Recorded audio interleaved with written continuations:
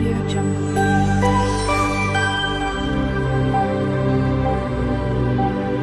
Audio Jungle.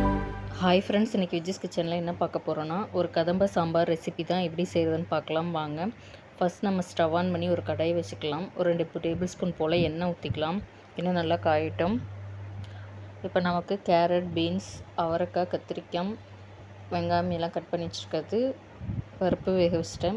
இப்போ நல்லா எண்ணெய் நல்லா காஞ்சதும் வெந்தயம் சேர்த்துக்கலாம், ஜீரகம் சேர்த்துக்கலாம், கடுகு சேர்த்து நல்லா பொரியட்டும். பொரிஞ்சதுக்கப்புறம் நம்ம கட் பண்ணி வச்சுருக்க சின்ன வெங்காயத்தை சேர்த்துக்கலாம். சின்ன வெங்காயம் சேர்த்திங்கன்னா நல்லா சாம்பார் நல்லா டேஸ்ட்டாக இருக்கும். வெங்காயம் சேர்த்து நல்லா ஒரு கண்ணாடி பதம் வரைக்கும் நல்லா நம்ம வணக்கிக்கலாம். வணக்கினதுக்கப்புறம் கட் பண்ணி வச்சுருக்க தக்காளி பழம் சேர்த்துக்கலாம். தக்காளி பழம் சேர்த்ததுக்கப்புறம் நம்ம கட் பண்ணி வச்சுருக்க காய்கறியெல்லாம் சேர்த்துக்கலாம். கேரட், அவரைக்காய், பீன்ஸ், கத்திரிக்காய், உங்கள்கிட்ட என்ன காய்கறி இருக்கோ அதெல்லாம் கலப்பாக வச்சுக்கலாம். இப்போ கட் பண்ணி வச்சுருக்க காய்கறி எல்லாத்தையும் நல்லா நம்ம சேர்த்து வணக்கி விட்டுக்கலாம். பார்க்கவே பார்த்திங்களா காய் எவ்வளோ கலர்ஃபுல்லாக ஃப்ரெஷ்ஷாக இருக்குது பாருங்கள் ஃப்ரெண்ட்ஸ். எல்லா காயும் சேர்த்து நல்லா நம்ம வணக்கி விட்டுக்கலாம். இதுக்கு தேவையான அளவு உப்பு சேர்த்துக்கலாம். இப்போ ஒரு மூடி போட்டு ஒரு 5 நிமிஷம் போல் நல்லா நம்ம வேக வச்சுக்கலாம். பாருங்கள் ஃப்ரெண்ட்ஸ், எப்படி காய் நல்லா கொஞ்சம் வணங்கியிருக்குன்னு.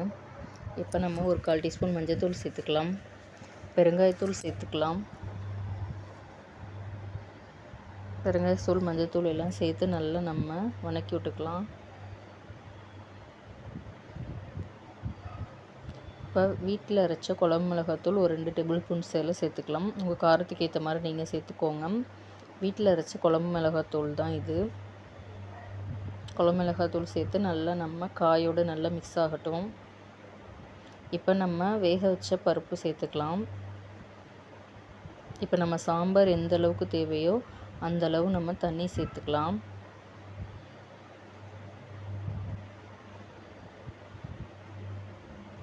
இப்போ உங்களுக்கு எந்த அளவுக்கு சாம்பார் தேவையோ அந்த அளவுக்கு தண்ணி நல்லா சேர்த்துக்கலாம். எல்லாத்தையும் நல்லா ஒன்றா நம்ம மிக்ஸ் பண்ணிக்கலாம். நல்லா கொதி வரட்டும். நல்லா கொதிக்குது. காய்கறிகள்லாம் நல்லா வேகட்டும். நம்ம இடையிடையே கலந்து விட்டுக்கலாம்.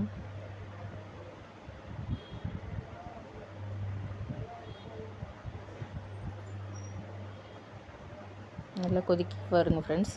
நம்ம கரைச்சி வச்சுருக்க புளி கரைசலை சேர்த்துக்கலாம். புளி கரைசல் சேர்த்து ஒரு 5 நிமிஷம் கொதிச்சா போதும். பார்க்கவே பாருங்கள் ஃப்ரெண்ட்ஸ், எப்படி சாம்பார் நல்லா கலர்ஃபுல்லாக இருக்குது. இந்த மாதிரி வீட்டில் நீங்களும் செஞ்சு பாருங்கள். செஞ்சு பார்த்துட்டு கமெண்ட் பண்ணுங்கள். வீடியோ பிடிச்சிருந்தா லைக் பண்ணுங்கள், ஷேர் பண்ணுங்கள், கமெண்ட் பண்ணுங்கள். மறக்காமல்